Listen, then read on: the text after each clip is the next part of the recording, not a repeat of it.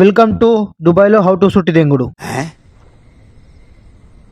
ఇక మీ అందరికీ తెలిసిందే దుబాయ్‌లో 3 రోజుల నుంచి పొట్టు పొట్టు అనబడుతుందని. అందుకే మా సూపర్వైజర్‌కైతే నేను సుట్టడినా అయ్య దెంగే అన్నాడు. ఖతం ఫోన్ స్విచ్ ఆఫ్ చేసి పండుకున్నా.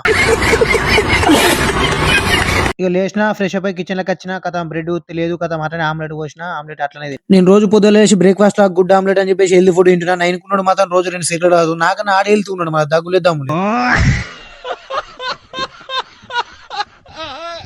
ఇక ఆడికెళ్ళి నేను సక్కగా వచ్చిన బట్టలు అయితే మడత పెడుతున్నా పిండనికి వారం రోజులు పిండక వల్ల వాసన వస్తున్నాయి బిట్టలు జిడ్డు జిడ్డు అయిపోయిన కథం ఇలా పోయి పిండేద్దాం కిందకు ఇక బట్టలు అయితే ప్యాక్ చేసుకొని అట్లనే మన చేత లిక్విడ్ పెట్టుకుని అయితే పిండనికి అయితే కిందకి వెళ్ళిపోతున్నా చూద్దాం కిందకు ఎట్లుంటుందో ఈ లిఫ్ట్ లో అర్థం పెట్టింది చూసుకొని వేసుకొని నాకైతే అసలు అర్థం కాదు అట్లా సక్కగా కిందకి అయితే వచ్చిన కిందకి వచ్చి మన లిక్విడ్ అయితే బట్టలు వేసేసి కథం లిక్విడ్ అయితే ఒక మూత అయితే పోసేసిన మూత పోసిన తర్వాత మూత పెట్టయితే మూత పెట్టయితే బాల్కనీకి వెళ్ళి చూసిన మొత్తం మొగులు మొగులు ఉంది ఆన దేవుడికి అయితే మొక్కుతున్నా ఆన వాడాలని ఆన దేవా ఆయన మహా ఆన గట్టి వాడి ఉంది అని చెప్పేసి అంత లోపల కిందకి చూస్తే ఆయన పొట్టు పొట్టు చంపుతుంది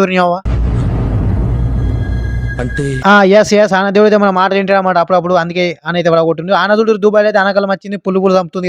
ఇక అట్లా ఆన కొద్ది తగ్గగానే మార్కెట్‌కొచ్చిన కూరగాయలను తీసుకొని అసలు మన మెయిన్ ఐటమ్ అయితే అక్కడ రెడీ అయితుంది. అదనమాట చికెను. చికెన్ అయితే వాడు చూస్తున్నావు ఎవరు లేరు. ఖతం కొద్దిసేపట్లో అన్న వచ్చిండు. అన్న పేరు ఎంకప్ప. చికెన్ అయితే తోలు తీసి మరి కొడుతుండు. ఖతం తీసుకొని దెంగిదాం రూమ్‌కి అయితే ఇప్పుడు. రూమ్‌కొచ్చి మళ్ళీ బాల్కనీకి చూసిన ఆనైతే మొత్తం బీకింది. ఆరిపోయిన తర్వాత చూస్తే నీళ్ళు ఏడాడు ఆని ఉన్నాయి. ఖతం దుబాయ్‌లో డ్రైనేజీలు అయితే ఉన్నాయి. నీళ్ళు మొత్తం ఏడాడు అన్ని జమ అయితే చూసుకొని మళ్ళీ అనొత్తాను అనుకుంటున్నాను నేనైతే. ఇప్పుడైతే గిడి కానొస్తున్నా గీ కూరగాయల దూరం మనమైతే ఇప్పుడు కూర అనబోతున్నాం. కూర పేరు వచ్చేసి అయితే కోడి శవం కూర.